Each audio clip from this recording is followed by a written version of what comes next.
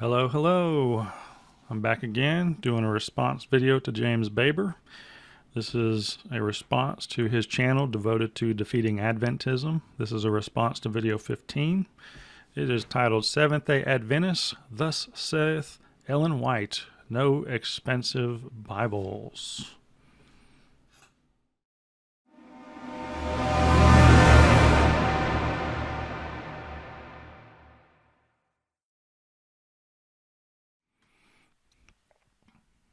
So this short is I can't believe she said that. And I can't believe she said that here in Letters and Manuscripts, Volume 1, page 362. All right, in today's video, James is actually going to discuss the fact that Ellen White talks about money. I actually like the way that Ellen White talks about money because she encourages the reader to consider what they're spending their money on and whether or not they're doing it wisely, because we should always consider our finances so that we can do it in a way that pleases God. Where she gives us this vision. Read with me here. I saw that the Lord had been displeased with some of the brethren for following the desires of their eyes and getting costly Bibles when a cheaper Bible contained all the words of God. All right. Now he quit reading.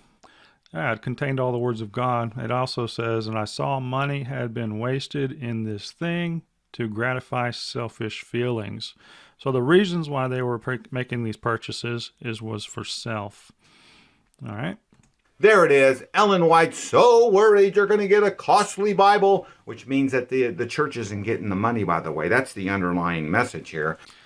What in the world is it with anyone who is anti the Seventh-day Adventist Church and or anti Ellen White making an inference on anything that the church or her has to say? What in the world did anything in the quote that you just gave say about her wanting your money, James? That is so ridiculous. I've got people in the comment sections of my videos already doing what you're doing in this video. Well, that's not what she meant. What she really said was, really, James? Really? So, will someone actually call the Adventist Book Center and tell them they better get those expensive Bibles off of the website? Because the spirit of prophecy here in this letter from 1853 says you better not get one. Absolutely silliness that comes out of this woman's mouth. So the only thing that is full of silliness coming out of anyone's mouth right now is yours, James. So what does James consider an expensive book? He considers a $50 Bible to be too expensive. And yes, the Adventist bookstore sells $50 Bibles. So I went to Google and I typed the simple phrase, how much did a Bible cost in 1854? Because that was when she wrote this statement. And you're not going to be surprised that it gave me some information that James is clueless about.